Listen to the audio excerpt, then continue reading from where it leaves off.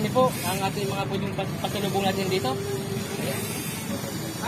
Meron din, kung di ako nagkakamali, bibingka. Saan po ba ginawa ito, ma'am?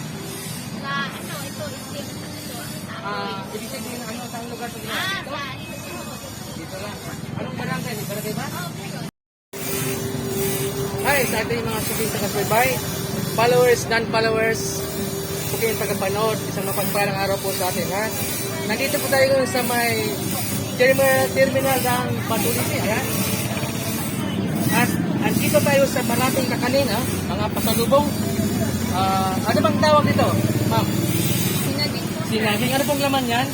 Pilit malagkit, apol, at masakit. Yes. Ito naman ay suman. Suman, kulit moron. Yes. Napakarami po ang ating mga pwedeng pasalubong natin dito. Yes. Meron din, kung di ako nagkakamali, bibingka. Yes. Saan po ba ginawa ito, ma'am? Sa ano, ito, isip. Ibig sabihin, saan lugar ito ginawa? Dito? Sa Aliho. Dito lang. Anong barangay? Barangay ba? Saan anong barangay? Aliho. Ang barangay Alios ba isang kilalang pagawaan ng mga kakanin?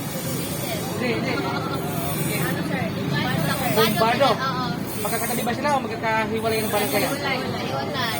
So ang pinaka manggagawa talaga ng mga kakanin ay barangay Bumbado, Batulite. Oo. Yan mga kasukit sa Gagbal, napakarami pong pasalubong dito. Doon sa dulo po ito. Malalaki po yan. Magkano ba isa nito? 10 piso po. 10 piso. Dito sa maliliit, 10 sa malaki, ito 40. ito po ba ay magtatagal ng ilang araw bago masila? Linis po ba? Hindi nilagay sa ref. Pag nilagay, Pag nilagay, abot sila. 1 week. Oo. Dalawang Isang buwan. Dalawang buwan. Pero dapat Araw po din. Isin at inisin.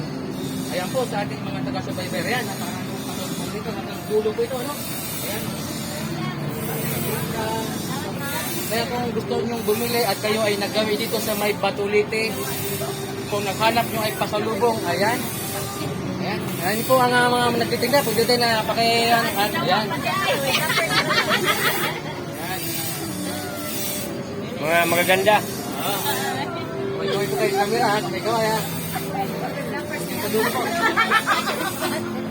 Ayan. Dito tayo kay Ma'am Ganda, no?